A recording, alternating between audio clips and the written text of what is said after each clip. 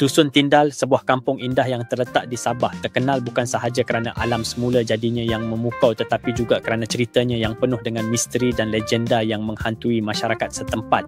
Dikelilingi oleh hutan tebal dan bukit-bukit hijau, kampung ini sering menjadi tempat perbincangan bagi mereka yang tertarik dengan kisah seram dan cerita rakyat. Di sini, di antara pohon-pohon tua dan rumah kayu, tersembunyi rahsia yang gelap, hantu balan-balan. Balan-balan menurut penduduk tempatan bukanlah hantu biasa. Ia dikatakan makhluk mengerikan yang hanya keluar pada waktu malam, menjelma sebagai kepala manusia yang terbang, lengkap dengan organ dalaman yang tergantung di bawahnya.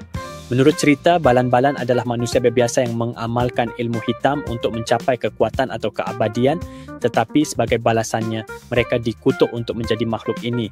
Pada siang hari, mereka hidup seperti manusia lain, tidak dapat dibezakan daripada yang lain di kampung, tapi apabila malam menjelma, kepala mereka akan terpisah dari badan dan mencari mangsa, biasanya bayi atau wanita yang baru melahirkan untuk menghisap darah. Di Dusun Tindal, setiap keluarga mempunyai versi tersendiri mengenai legenda ini, tetapi satu cerita yang sering disebut menyebabkan ramai yang enggan keluar malam hingga hari ini. Cerita ini berasal daripada seorang wanita tua bernama Mak Simah. Dia adalah salah seorang penduduk tertua di kampung itu dan katanya dia pernah berdepan sendiri dengan balan-balan. Beberapa dekad yang lalu, Mak Simah menjaga cucunya yang baru lahir di rumah kecilnya di pinggir kampung. Malam itu sunyi, hanya suara cengkerik dan denyutan kipas yang menemani mereka. Tiba-tiba, Mak Simah mengatakan dia mendengar bunyi pelik, seperti seseorang sedang berlari di atas daun kering. Dia berasa tidak sedap hati tetapi menguatkan dirinya untuk tidak panik. Kemudian, bau busuk seperti daging busuk mula memenuhi udara. Mak Simah memegang cucunya erat tetapi sebelum sempat dia berbuat apa-apa, sesuatu yang bergerak pantas muncul melalui tingkap. Mak Simah bersumpah dia melihat kepala manusia dengan mata merah yang berkilat dan taring tajam serta organ dalaman tergantung, melayang di sekitar bilik mencari mangsa. Dia segera membaca doa dan mengambil sehelai kain yang telah dijampir untuk menghalau makhluk itu. Balan-balan melayang seketika dan dengan jeritan yang nyaring, makhluk itu segera berlari keluar ke malam yang gelap.